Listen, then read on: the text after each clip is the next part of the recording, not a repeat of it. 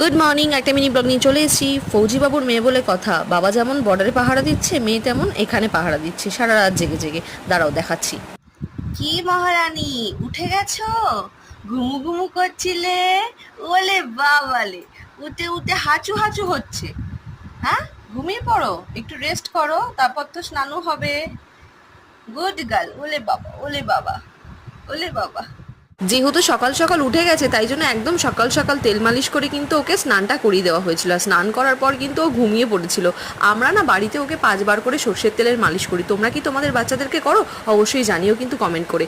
ও ঘুমিয়ে পড়ার পর আমি একটু সময় পেয়েছি, তাই জন্য এখন ফাটাফাট দেরি না করে যাব সমস্ত কাজবাজগুলো একটু সেরে নিয়ে খাবার দাবার খেতে। তো চলো তোমাদেরকে দেখাচ্ছি। আজকে কিন্তু ব্রেকফাস্টে ছিল ব্রেড, এখানে আছে কলা। এই মারাত্মক গরমের জন্য এখন কিন্তু এই সমস্ত খাবারই খাচ্ছি, আর তার সাথে ছিল গরম গরম দুধ। যাই হোক, আজকের ব্লগটা যদি ভালো লাগে লাইক, কমেন্ট আর চ্যানেলটাকে সাবস্ক্রাইব করো। টাটা।